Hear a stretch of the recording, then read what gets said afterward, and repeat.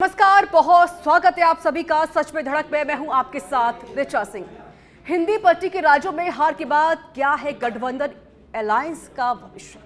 बुलाने पर भी नेता आ नहीं रहे, होने वाली मीटिंग हो रही है लेकिन फिर भी नेता नहीं आ रहे। दूसरी मीटिंग बुलानी पड़ी है लेकिन इंडिया अलायंस में चल क्या रहा है ये समझ में नहीं आ रहा।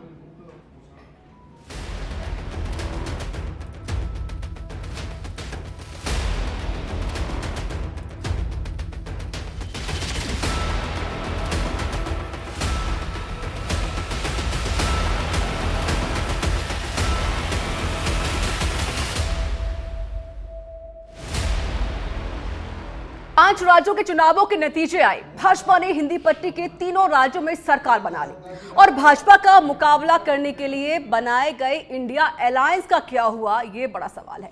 सबसे बड़ा दल कांग्रेस सिर्फ एक राज्य में सरकार बना पाई। अब ऐसे में क्या कांग्रेस इंडिया गठबंधन की धुरी बनी रह सकती है, या इससे भी एक और बड़ा सवाल ये भी है कि क्या इंडिया अलायंस का कोई भविष्य बचा है भी या नहीं। इसी पर होगी चर्चा, लेकिन उससे पहले सुनिए नीतीश कुमार का बयान।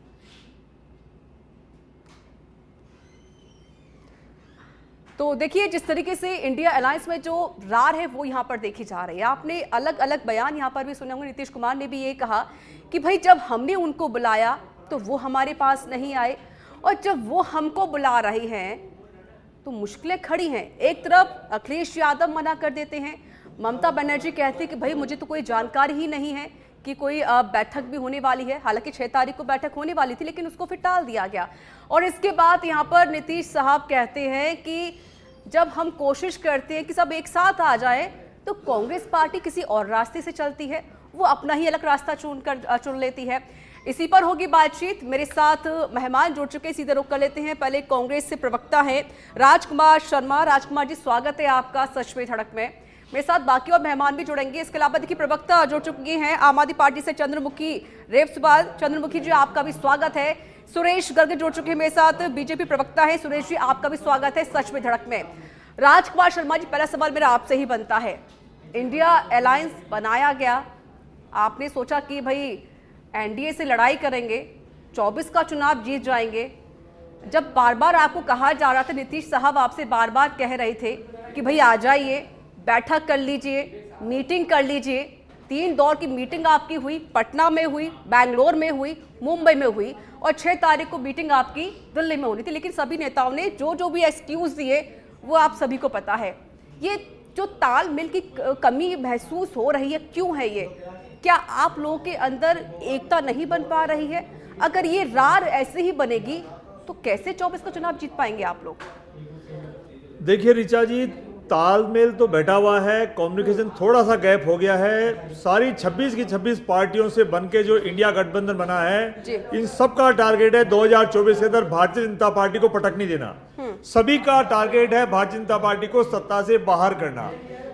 जो इंडिया गठबंधन है उसमें कोई दल टाइम पे आया या उसने डिले किया या पोस्टपोन्ड हुई मीटिंग, उससे घबराने की जरूरत नहीं है। भारतीय जनता पार्टी को इससे खुश होने की जरूरत नहीं है। ये इंडिया के सारे विपक्षी दल एक हैं और इनका टारगेट एक है कि भारतीय जनता पार्टी को 2024 के अंदर लोकसभा का चुनाव नहीं जीतने देना है, भले ये इंडिया गठबंधन में बैठे और या नहीं बैठे।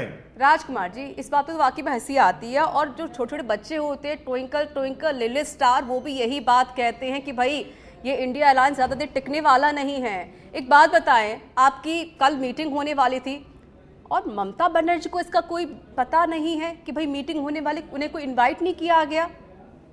नहीं ऋचा जी, देखो मीटिंग होने वाली है, सूचना सभी को होती है। नहीं आने के अपने अपने कारण हो सकते हैं, लेकिन मैं आपको निवेदन करूं, सुना नहीं ममता बनर्जी को, उन्होंने कहा था कि मुझे तो कोई जानकारी नहीं है। जब मीडिया ने उनसे पूछा कि भाई मीटिंग है दिल्ली में, आप जा रही हैं, तो उन्होंने कहा कि मुझे तो कोई जानकारी नहीं इस बारे में, मुझे कोई इन्विटेशन नहीं मिला है, तो मैं कैसे जाऊं फिर?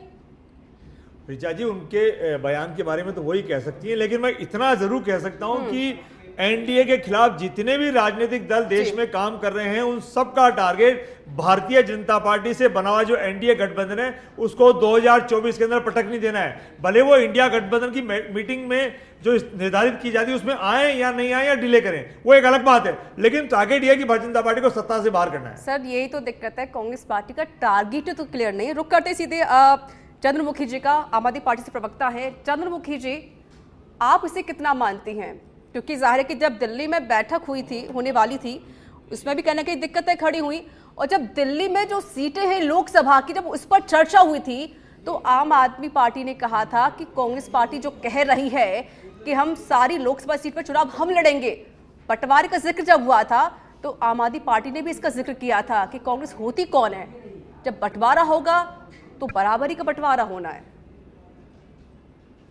देखिए, मैं अब तो अलायंस बना है, अलायंस का भी राजकुमार जी ने भी बताया था कि सभी का उद्देश्य एक ही है।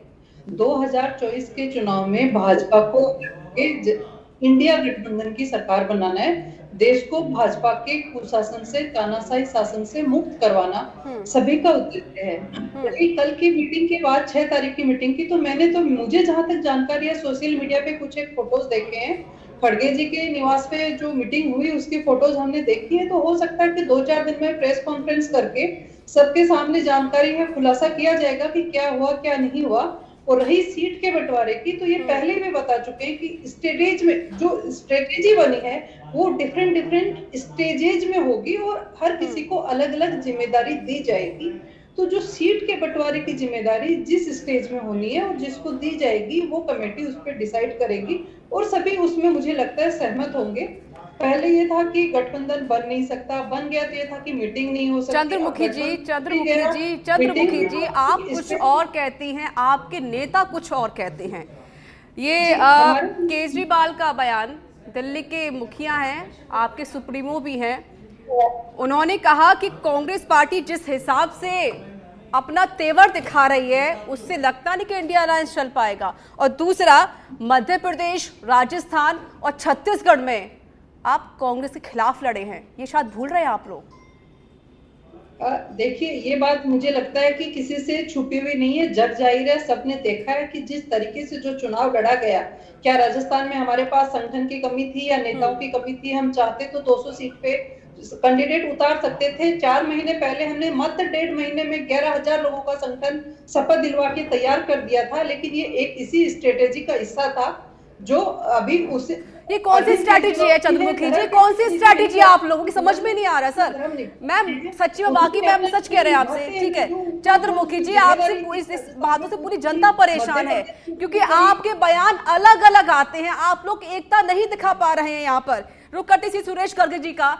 सुरेश जी, आपके तो बल्ले बल्ले हैं, एक तरफ राज्य में इंडिया अलायंस बिखरी हुई है और केंद्र में एक साथ नहीं हो पा रही है, क्या कहेंगे इसको लेकर? आपका रास्ता तो क्लियर है कि आप दोनों लड़ते रहिए बिल्लियों की तरह, हम बंदर की तरह आएंगे, रोटी पूरी खा जाएंगे।